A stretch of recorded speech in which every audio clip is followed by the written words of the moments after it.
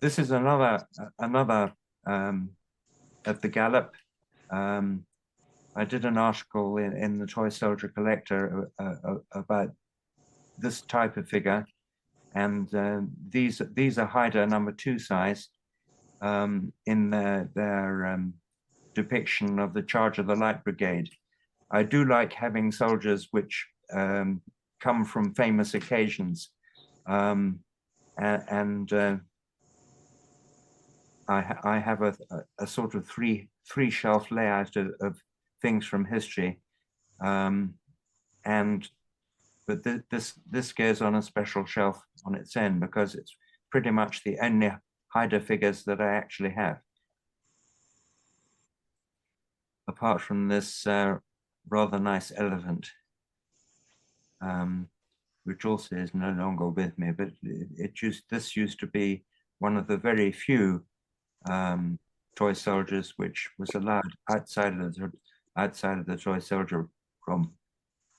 So this one was on our little ornaments, or as we called it, the knickknacks shelf in the living room.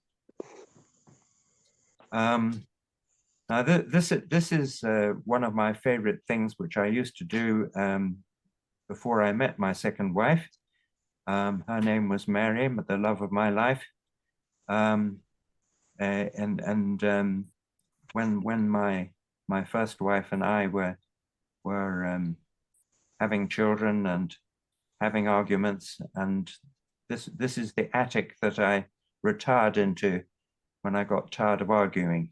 I used to collect toy building kits, and this is known as Architects. It's made by Triang, and the roadways are dinky roadways, and the toy soldiers are Royal Welsh Fusiliers, which I'm supposedly well known. As you saw earlier on, I chose the Royal Welsh Fusiliers and the Royal Scots Greys to go into that little set of toy soldiers that went in the deluxe version of the Great Book of Britons.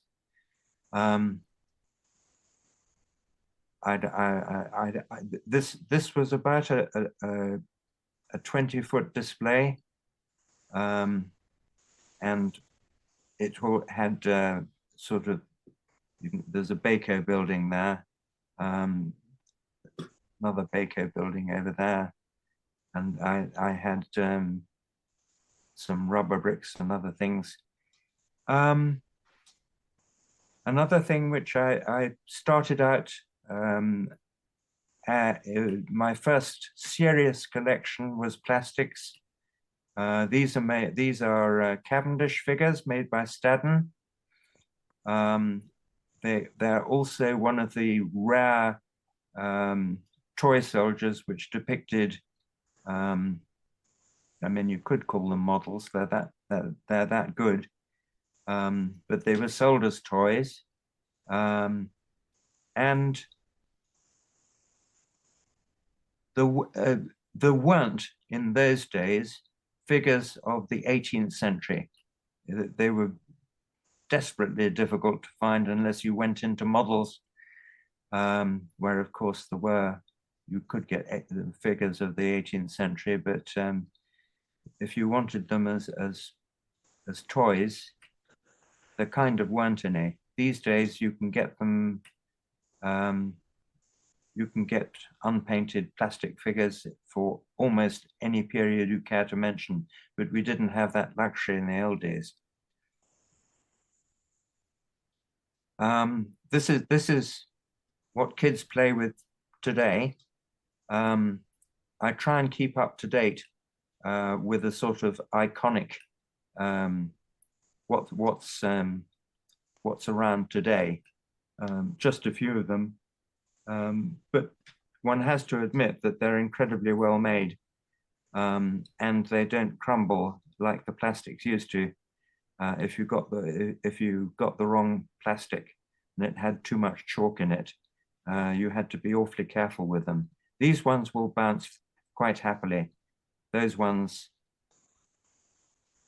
could shatter if you drop them on a hard surface, as I found to my dismay from time to time. So back to the old ones. This is me collecting combat infantry. These ones here are original Herald ones in various different paint finishes. The early ones and the very late ones had shiny helmets. In the middle, they came in a rather more matte finish. Lots of copies of them, perhaps the most copied figure ever. Some of these are made in metal by AHI. The opponents here are the Hill version, one of the few Hill figures that were not made directly from the old Hill metal figures. They tried to start making new molds, did a few quite nice ones, and then went out of business.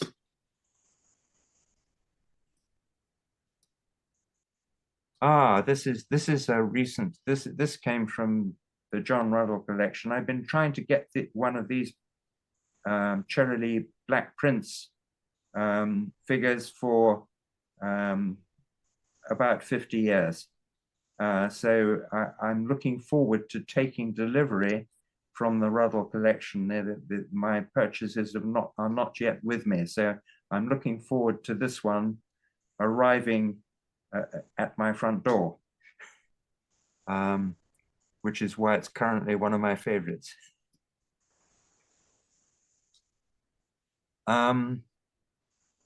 We've just started in the BMSS selling these backgrounds, and I love backgrounds. I think they enhance all sorts of things. And this is the Legionary Fort. It's all flat. It's not 3D at all. But Renato Fort, who's one of our whiz kids, he's almost as old as I am, so we're not whiz kids any longer. But he used to be he used to be an architect, or still is an architect, and he's pretty good at doing backgrounds which fit in with toy soldiers rather than being that realistic that you have to use them with models.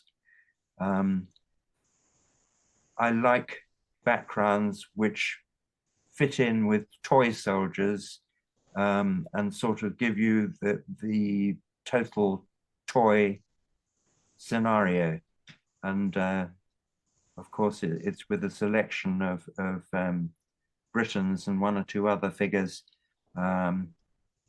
There's, I think that's a Comet figure. That could be Authenticast. There's one or two bits and pieces. There's one or two undersized Britons from the M series. I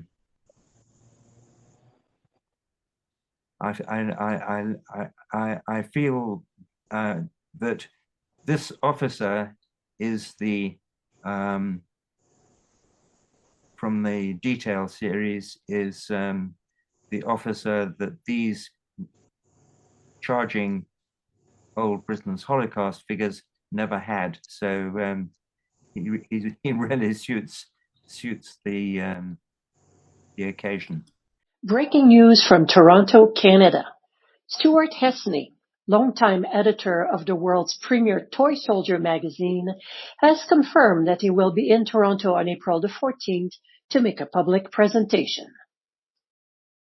On Sunday, April 14th in Toronto, I look forward to sharing some stories about the toy soldier and model figure hobby with fellow enthusiasts. I hope you can join me and the great people of the Ontario Model Soldier Society. All are welcome.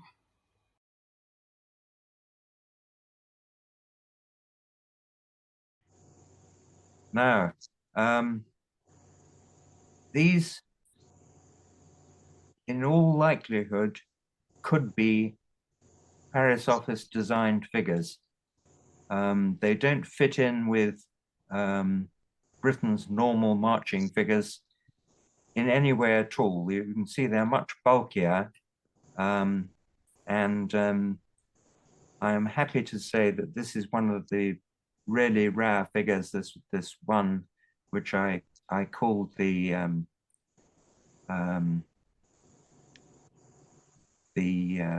Barbary Coast Corsair.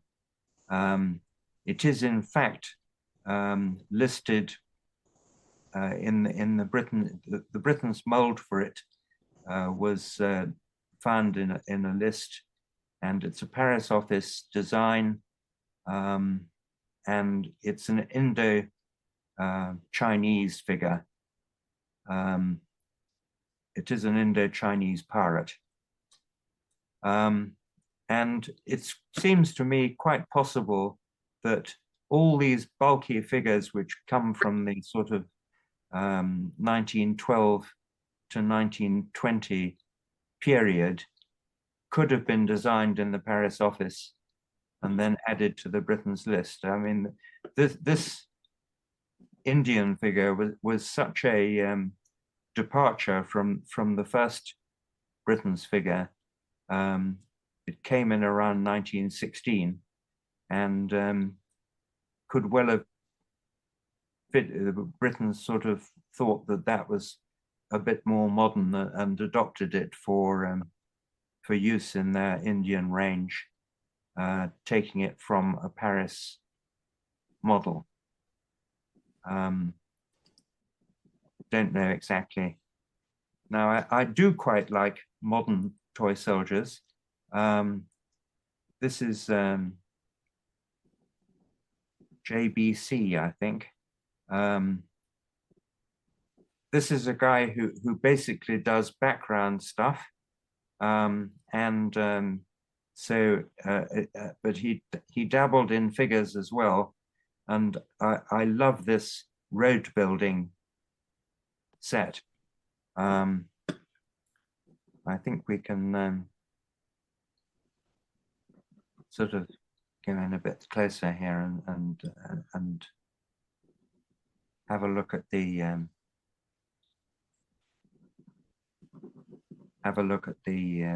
road gang. And I think his attempts at figures are actually very good as well. This is the Roman theodolite,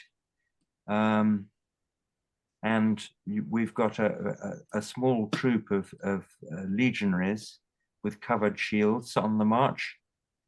They're going into the fort, which is one of his specialities, and there's that's the bar, the Roman bar, and down this end we've got Celtic huts. There's the Roman archers, and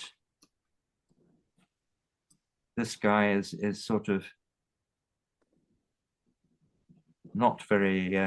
He's peaceful, and this guy down here, there's a guy with a shield off here who is being a bit cautious about showing himself fully armed in the presence of a small Roman patrol.